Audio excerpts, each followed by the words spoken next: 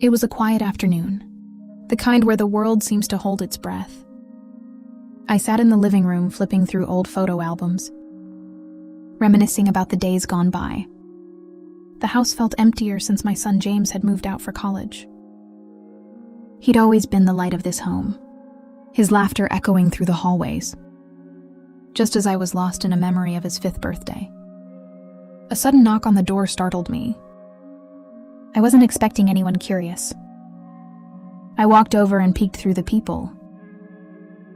There he was, James, standing there with a sheepish grin and a duffel bag slung over his shoulder. "James," I exclaimed, flinging the door open and pulling him into a tight embrace. "What are you doing here? Is everything okay?" He hugged me back, his warmth flooding over me, filling the void that had been there since his departure.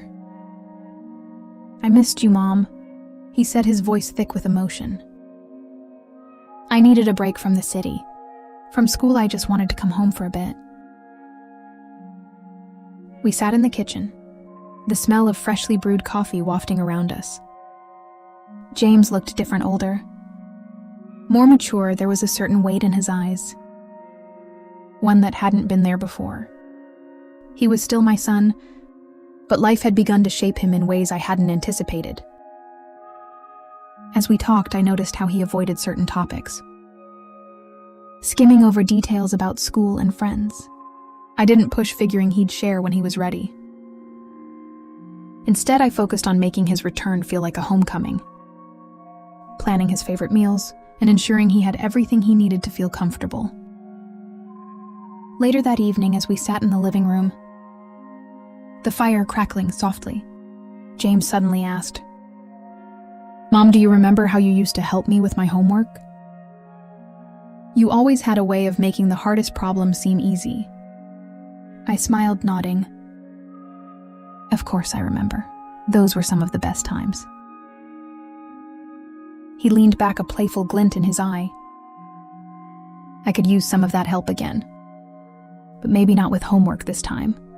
I chuckled, thinking he was joking, but something in his tone made me pause. "What do you need help with?"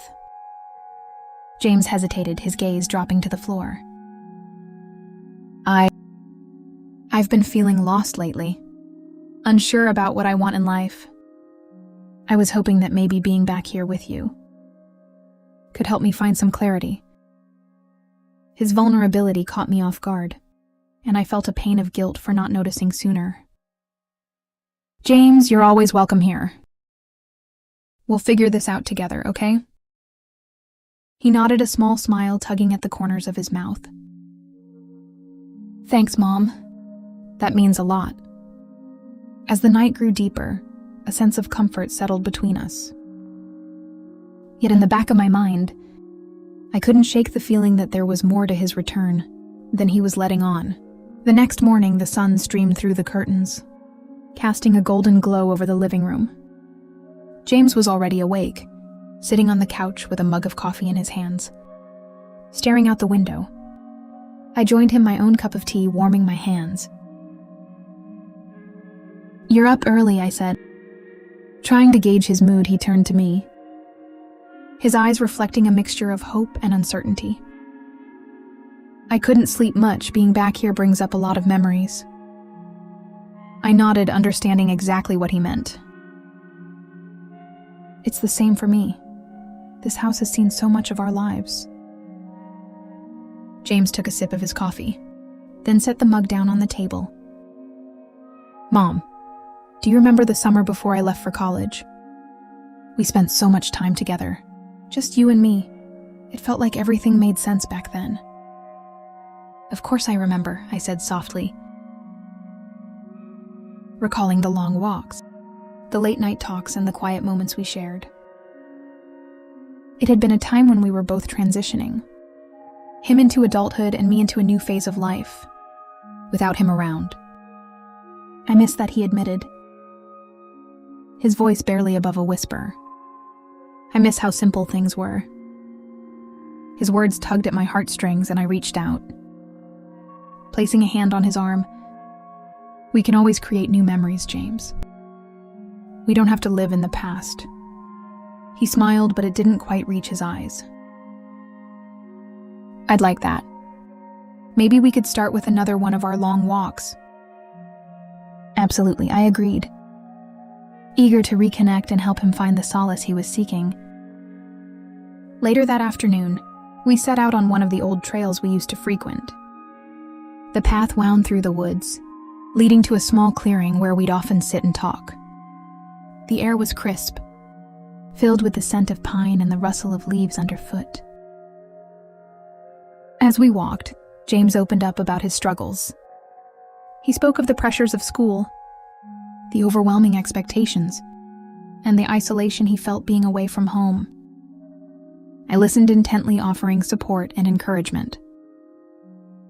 But mostly I just wanted him to know he wasn't alone. When we reached the clearing, we sat down on a fallen log, the silence between us comfortable and familiar. James turned to me, his expression serious. Mom, being here with you, it feels like everything slows down, like I can breathe again.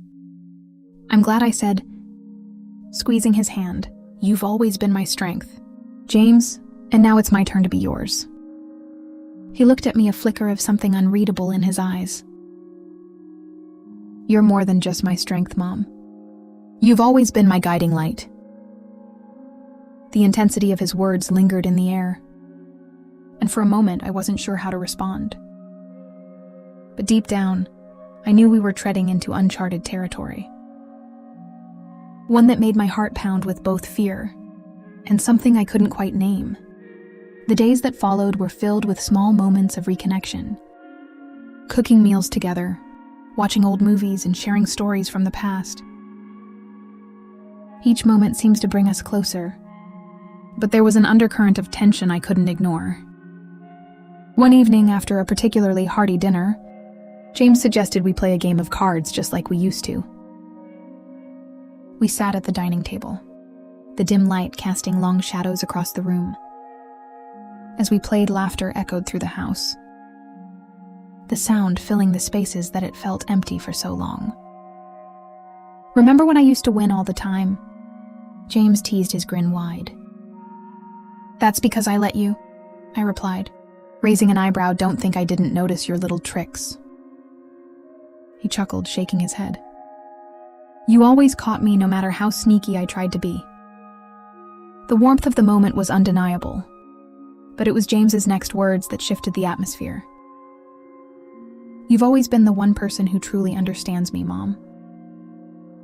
It's like we have our own little world separate from everyone else.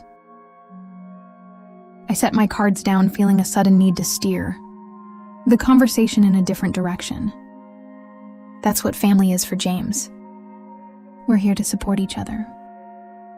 But it's more than that, he insisted, his gaze intense. It's like we share a connection that goes beyond just being mother and son. I swallowed hard, unsure of how to navigate this new terrain. James, you know how much I love you, but we have to be careful about how we define our relationship. There are boundaries that keep us grounded. He nodded slowly, as if processing my words. I get that.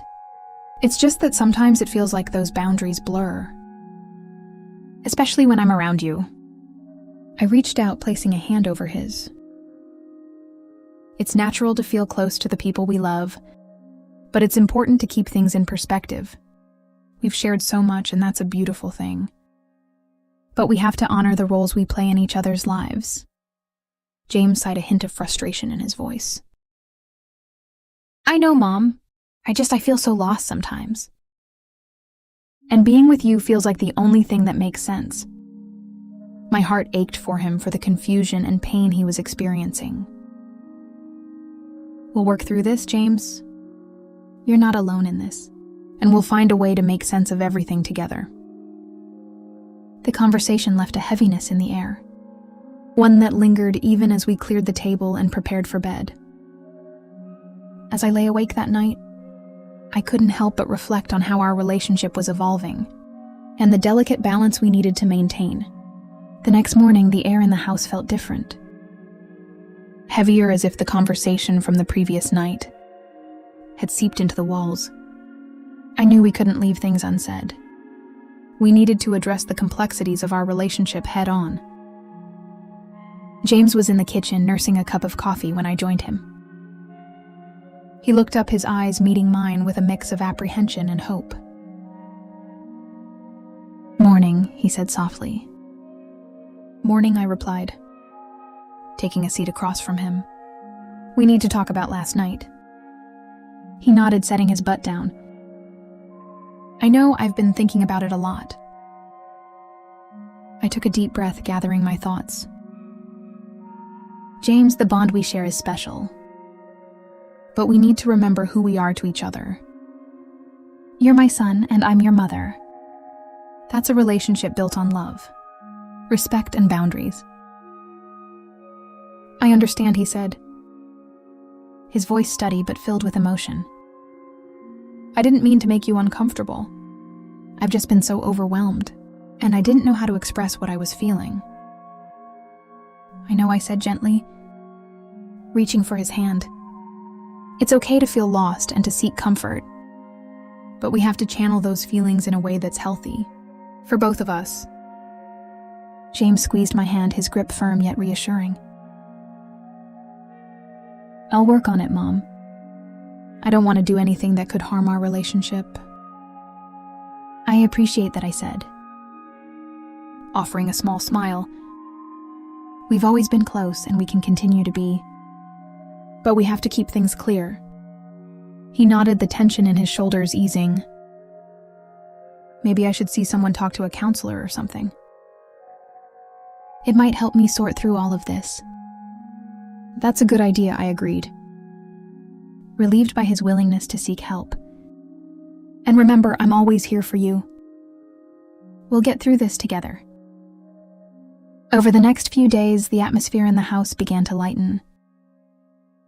James made an appointment with a counselor, and our conversation shifted to more everyday topics.